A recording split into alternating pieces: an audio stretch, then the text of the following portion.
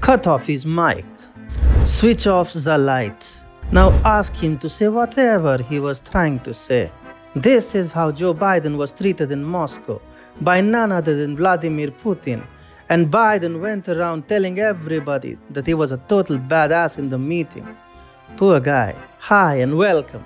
This is TFI Global, the foreign affairs and geopolitical analysis arm of the TFI Media Group. And I'm Atul Mishra, the founder of the TFI Media Group. In this video, I will tell you about some Russian badassery. That's why this Indian narrator is talking like a Russian mob lord. Pardon me if the accent sounds too fake. Alright, back to my original Indian accent mode.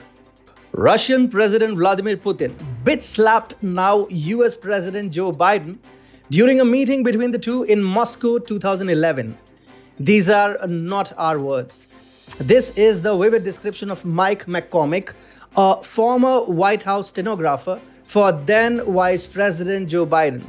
McCormick, in an explosive article for the National Pulse, revealed how Joe Biden was humiliated, owned, and left gobsmacked by Russian President Vladimir Putin, who, by the way, is a former KGB agent. Apart from it being revealed that Biden was badly humiliated by Putin, it has once again come to light that not only China, but the Biden family fears even Russia, courtesy of Hunter Biden's involvement with a Russian woman. Let's talk about the humiliation of Joe Biden first. For 10 long years, Biden has been claiming that he was the tough guy during the 2011 meeting with Vladimir Putin. However, such lies have been deflated by former White House stenographer Mike McCormick, who in a National Pulse article wrote, "As Joe Biden's White House stenographer, I stood directly behind Putin at a distance of 5 feet. Biden, seated across from Putin at an elegant conference table, was about 12 feet from me. About 10 minutes into the meeting, Vice President Biden attempted to start lecturing about his decades-old part in US-Russian negotiations with a dreaded face, 'I have been around a long time. The first time I was here.' McCormick went to state that it was here when Vladimir Putin had Biden's microphone turned off, apart from turning the venue dark. Yes, you heard that right. Joe Biden was disallowed from speaking while in Russia by no less than his microphone being turned off and the press being asked to leave by stern Russian voices." Describing the sequence of events as they happen, Mike McCormick, who was present in the room all along, further wrote, "This was Putin in all his KGB ruthlessness. Whether by some pre-arranged signal or simply an undisclosed time limit, he had pulled the plug and done the unthinkable. He had stolen Joe Biden's audience and rendered him speechless. Shut him down mid-sentence with a flick of an invisible switch. Across the table, I could see Vice President of the United States, Joe Biden, in the now dimly lit room, looking as duped as an exhausted fish in the bottom of a boat. No protest, no complaint. No, hey, I wasn't finished. Nothing. He was humiliated. Putin had stolen Biden's to-be moment of glory from right under his nose. Biden would have been the tough guy had he got the chance to speak. However, he was denied even that, even as a pliant Obama administration shrugged the insult meted out to the United States under the rug.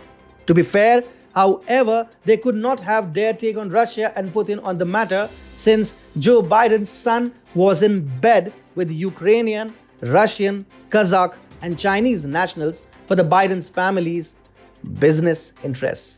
Much like China, Russia too seems to have its own set of Hunter Biden files.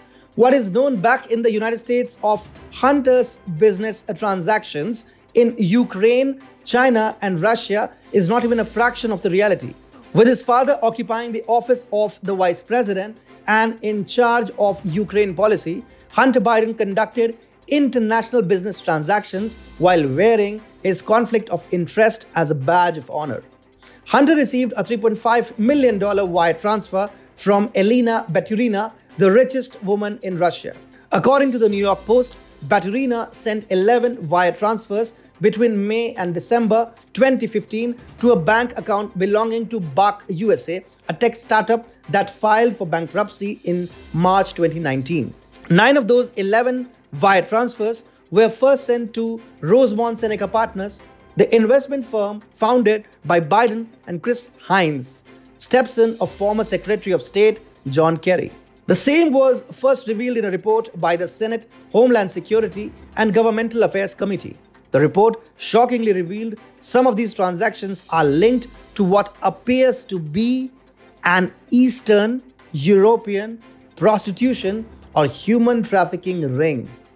It is perhaps for the humiliation which Biden was accorded by his Russian counterpart that he went on to call him a killer, triggering a diplomatic row between Moscow and Washington. What Biden will not speak of, however, is how he was humiliated by Putin. Neither will he do anything in his power to extract revenge from the Russian president, as doing so will open a Pandora's box which the Bidens would rather prefer closed till eternity. So if you have a son, make sure you teach him good manners. Otherwise, he will become an embarrassment so big that he will sink you with whatever little career you have remaining. Thank you.